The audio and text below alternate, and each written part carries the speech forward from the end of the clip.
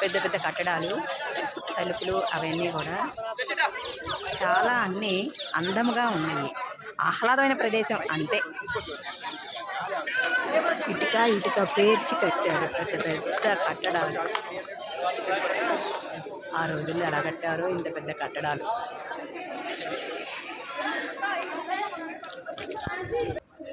ద్వారము, పెద్ద పెద్ద మహల్స్.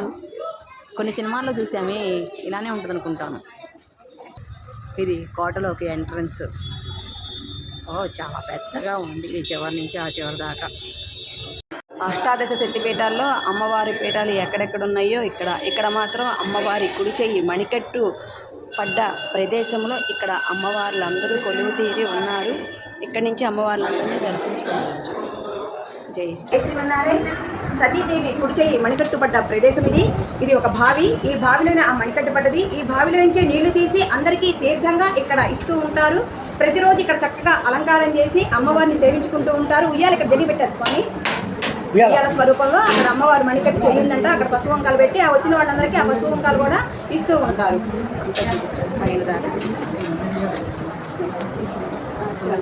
ఇక్కడ చరిత్ర.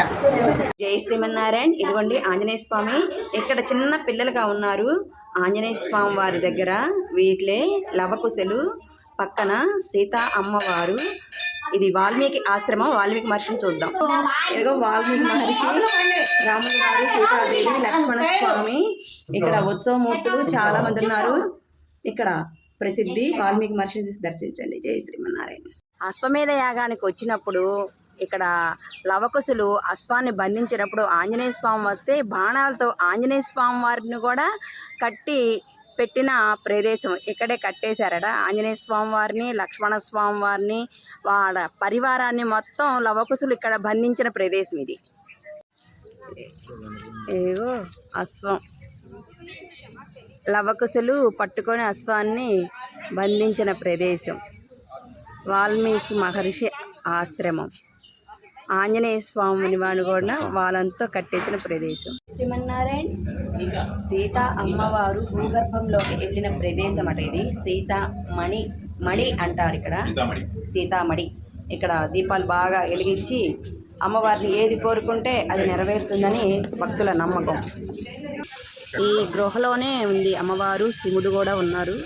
గృహ లోపల నుంచి వెళ్తే అమ్మవారి ఆలయం కనపడుతూ ఉంటుంది. ఇది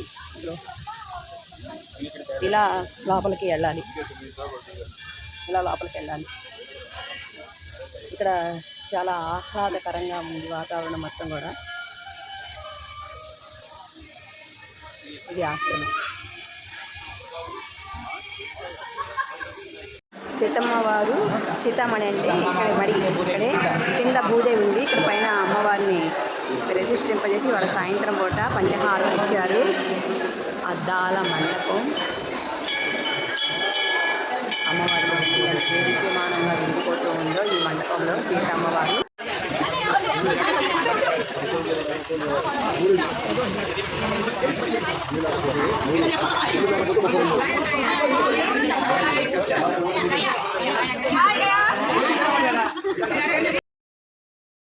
వైద్యనాథ దేవాలయంలో భక్తజనం పూర్ణ వాన కీళ్ళలో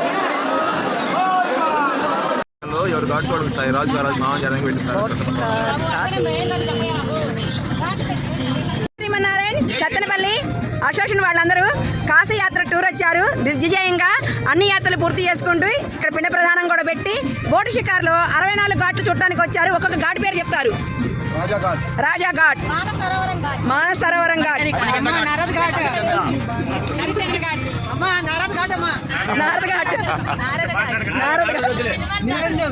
నిరంజన్ ఘాట్, హరిశ్చంద్ర ఘాట్, మణికన్యక ఘాట్, మీరే హనుమాన్ ఘాట్, మణికన్యక ఘాట్ పేరు చెప్పాలి. చెప్పరా? ఈ ఘాట్ పేరు చెప్పని చెప్పాక మళ్ళీ ఏమని అంటున్నారు? విష్ణు ఘాట్, మానస సరోవరం ఘాట్ లేటుగా చెప్పారు. నారద ఘాట్ చెప్పారు. ఇంకో ఘాటుని చెప్పు. హరిశ్చంద్ర ఘాట్ కూడా చెప్పారా? ఇంకా ఘాట్ చెప్పు. హనుమత్ ఘాట్ అది కూడా చెప్పారు. కానీ చెప్పండి, ఎవరు తెలిసిన వాళ్ళు చెప్పండి. మర్చిపోయారా ఘాట్ పేరు? మణికర్ణిక, పాండవ ఘాట్,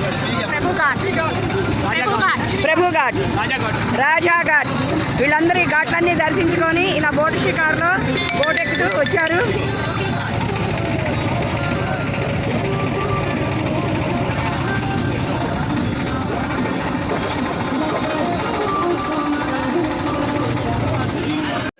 కాలభైరవ ఆలయం శివ సన్నిధి లాగే ఇక్కడ కూడా బారుల తీరిన భక్త జనం. చుట్టూరు గుడ్డున్నాయి. పూజా సామాన్లు అన్ని ఆలయంలో తీసుకెళ్తారు. ఇక్కడ నూనె కాలభైరుడి చుట్టూ తిప్పి అఖండంలో పోస్తారట. ఇక్కడ నూనె తీసుకెళ్తారు గుళ్ళోకి. జై శ్రీమన్నారాయణ. గంగా హారతికి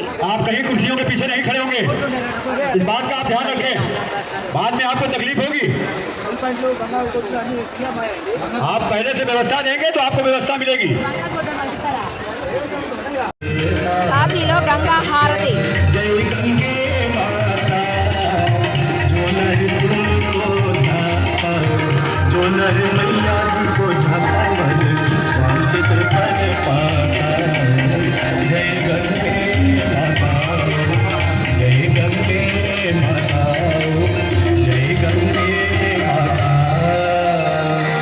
దుర్గామాత ఆలయం కాశీలో పెద్ద ఆలయం. దసరాలో చాలా బాగా చేస్తారు ఇక్కడ పూజలు, అమ్మవారికి అలంకారాలు. దుర్గా నవదుర్గల్లో ఒక దుర్గ. ఈ ఆలయంలోనే చాలా ఆలయాలు ఉన్నాయి. జై శ్రీరామ్. కాశీలో తిరుపతి బాలాజీని ఉన్నారు ఇక్కడ స్వామి. చిన్న స్వామి మూర్తి. దుర్గామాత ఆలయం దగ్గర పెద్ద కోనేరు పక్కన ఆలయం. ఆ పక్కన ఆలయంలో కలికి భగవానుడు విష్ణుమూర్తి దర్శనమిస్తూ ఉంటాడు. కాశీ యాత్ర. కాశీ అంటే చూడండి ఎంత పురాతనమైన గుళ్ళో. అన్ని చిన్న చిన్ని రోడ్లు, చిన్న చిన్ని ఇళ్ళు, చిన్న చిన్ని భవనాలు, అంత చిన్నగానే ఉంటాయి. జనం బాగా రద్దీగా ఉంటారు. ఇదిగోండి ఆలయాలు చాలా పురాతనంగా ఉన్నాయి. ఆలయాలు కానీ, గుళ్ళు కానీ, ఇళ్ళు కానీ, షాపులు కానీ, అన్ని భవనాలు. చూడండి కాశీలో చిన్న చిన్న ఆలయాలు. ఇల్లు పక్కనే గుడి. ఇట్లా అంటే ఎన్ని గుళ్ళు ఉంటాయో అన్ని ఆలయాలు ఉన్నాయి. ప్రతి గుడికి శివుడు ఉన్నారు, ఆంజనేయ స్వామి, సీతారామ ఆంజనేయ స్వామి అందరూ ఉన్నారు. ఇదే కాశీ. లక్ష్మి అమ్మవారి గుడికి వెళ్ళే దారి చాలా చిన్న దారి. అటు ఇటు మళ్ళా షాపులు, ఇక్కడే నడక, పెద్ద పెద్ద బిల్డింగ్స్. అమ్మవారి కటాక్షం బాగా ఉంటుందని ఎంత రష్గా ఉన్నా, ఎంత ఇరుగ్గా ఉన్నా కూడా అందరూ వెళ్తారు. జగదాత్రి దేవి ఆలయం, విశాలాక్షి దేవి ఆలయానికి వెళ్ళే దారిలో దారి అసలు సరిగ్గానే ఉండదు. అంత ఇరుగు రోడ్లు. ఈ రోడ్లలోనే కొట్లు జనం కొనేవాళ్ళు, అమ్మవారి గుడికి వెళ్ళేవాళ్ళు, వచ్చే జనం, పోయే జనం, గోవులు అన్నీ వస్తూ ఉంటాయి. మధ్యలోనే అడుగడుగున రామ మందిరాలు. హనుమయ్య కూడా ఆయన పక్కనే ఉంటారు. పెద్ద పెద్ద మందిరాలు, ఆలయాలు, భజనలు, స్వామికి ఆనందం కొలిపే మాటలు. గోవర్ధనగిరి పర్వతం కృష్ణయ్య ఎత్తినది శివ పరమాత్మ. ఆంజనేయ స్వామి ద్వారానికి అడ్డుగా నిలవటం, రాక్షసులు రానివ్వకుండా ఉండి తన భక్తుల్ని ఇక్కడికి రప్పించుకుంటూ ఉంటారు ఆంజనేయ స్వామి వారు. ఆయన రెండు కాళ్ళ మధ్యలో ఇంచే భక్తులందరూ ఆలయంలోకి వెళ్తారు. దుష్టులకి ప్రవేశము లేదు ఇక్కడ. రామయ్య వచ్చిన భక్త జనం కిక్కిరిసినవారు. అయోధ్య రామయ్య సన్నిధిలో భక్త జనం వేళల్లో ఎంతో క్యూ ఉంది. తిరుపతికి మించి అందరూ లేకుండా రామయ్య అరణ్యంలో సత్యనారాయణ స్వామివారి ఆలయం. ఆలయంలో అనేక మంది దేవతామూర్తులు, సకల దేవతలకు నివాసమైన స్వామి. ఇక్కడ అమ్మవారు కొలువై ఉన్నారు. శివపరమాత్మ, అమ్మవారు లలితాదేవి, శివుడు పక్కనే లలితాదేవి. నమస్కార రూపంలో ఉన్న గరుడాళ్వార్లు.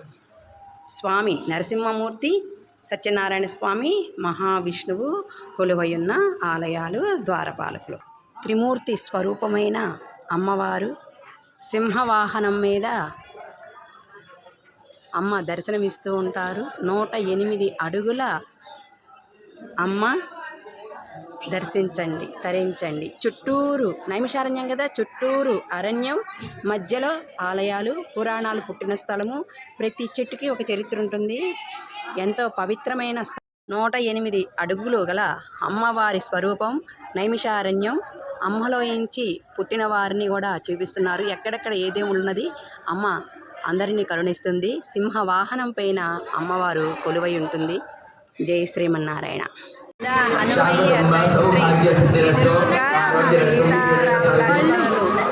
జై శ్రీ పంచపాండవుల ఆలయం నైమిషారణ్యంలో హనుమద్ మందిరానికి కొంచెం పైవైపు వస్తే కృష్ణ పరమాత్మ పంచపాండవులు ఇక్కడ ఉన్నట్లుగా ప్రసిద్ధి. ఇదంతా అరణ్య ప్రాంతం. అరణ్యంలో ఏ గుడైనా ఉందంటే వాళ్ళ ప్రసిద్ధి. జై శ్రీమన్నారాయణ. జై శ్రీమన్నారాయణ. 150 మెట్లెక్కి పైకి వస్తే ఇక్కడ వాటర్ ఫ్రంట్ ఉంటుంది. కొండల్లో నుంచి నీళ్లు పడుతూ ఉంటాయి. చుట్టూరు కూడా అడవి ప్రాంతం. పైన స్వామివారు కనబడుతూ ఉంటారు. జై శ్రీమన్నారాయణ. నారాయణ. ఎవరు ఊపకపోయినా మన కృష్ణయ్య ఉయ్యాల ఊపుతూ ఉన్నారు. అక్కడ చిలికెత్తలు నెడుతున్నట్టు కృష్ణయ్య నిజంగానే ఉయ్యాలు ఊపుతున్నారమ్మా. ఎవరు ఊపట్ల. ఇక్కడ చూడండి స్వామి విశేషము మహత్యము. బృందావనంలో భాగ్య విహార్ పురాతనమైన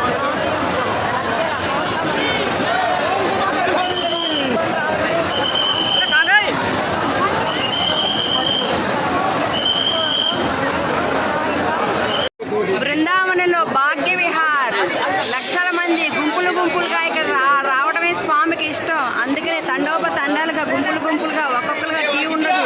ఒకేసారి వందల వేల మంది స్వామిని ఇక్కడ దర్శించుకుంటూ ఉంటారు. బృందావనంలో యమునా నది అలా సెట్టింగ్ చేశారనమాట. ఇక్కడ పెద్ద పెద్ద ఆలయం.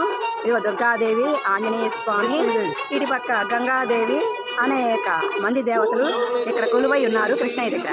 అమ్మవారి గృహలోకి వెళ్ళే దారి. కాళీ స్వరూపం యోగమాయ అమ్మవారు, యోగమాయ కాళీమాత. కృష్ణయ్య చెల్లిగా కూడా చెప్తారు ఇక్కడ. కృష్ణయ్య లీలలు ఎంత చూసినా ఎంత తిరిగినా ఇంకా వస్తానే ఉన్నాయి. సుందరమైన ఇక్కడ చారుదములు ఎంత బాగా అలంకరించారు తెలుసా. ఇటు నటరాజస్వామి, అటు పక్క సుబ్రహ్మణ్య స్వామికి మయూరి వాహనము, శివుడు, పార్వతి, వినాయకుడు మూషిక వాహనము, ఇటు పక్క వచ్చేటప్పటికి నంది వాహనము, చుట్టూరు నీళ్లు, ఈ నీళ్ల మధ్యలో కమలాలు, పెద్ద శివమూర్తి, ఆ శివమూర్తి మధ్యలో ఈ శివుడు చాలా బాగా అలంకరించారు. జై శ్రీమన్నారాయణ.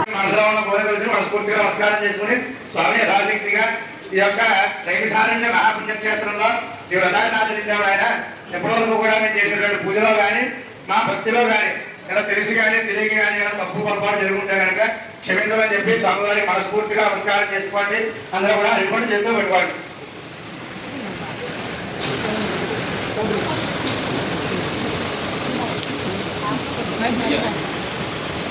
అందరూ కూడా నమస్కారం చేసుకుంటూ చెప్పండి. యదం ఫలం మయా దేవ స్థాపితం పురతస్తవ తేన మే సఫల వాప్తి అర్భవే జన్మని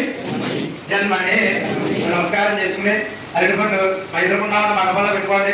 అలా ఈ కథ జరిగే ఈ 25-20 నిమిషాల సమయం కూడా మనసులో ఎటువంటి ఆలోచనలు పెట్టుకోకుండా స్వామివారి యొక్క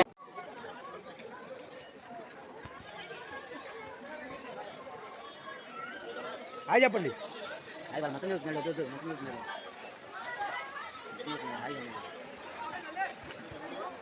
తిరగండి, చక్కర స్థానం తిరగండి. దోశలు పెట్టి 1 దోశలు పెట్టు 1 2 3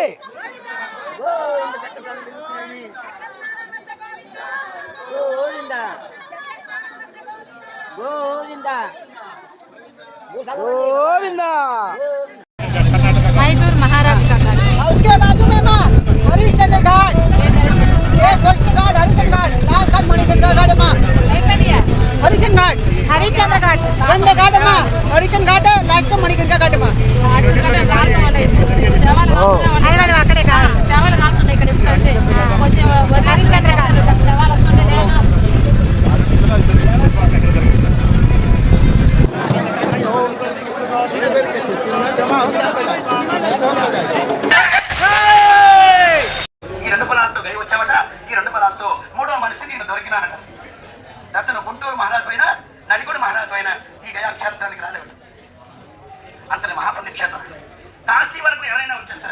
గయ మాత్రం ఆ కన్న తల్లి పుణ్యం లేకపోతే ఈ కొడుకు రాష్ట్రపతి అయినా రాదు అంతటి మహాపుణ్యక్షేత్రం. అందుకే జీవితంలో గయ వెళ్ళదని చెప్తారు. చనిపోయిన మంచి ఆస్తి కోర్టుకి ఎక్కితే ఆ కోర్టు అడుగుతుంది గైలో ఎవరు పిండం పెట్టారు, ఈ ఆస్తి ఎవరు అడుగుతున్నారు.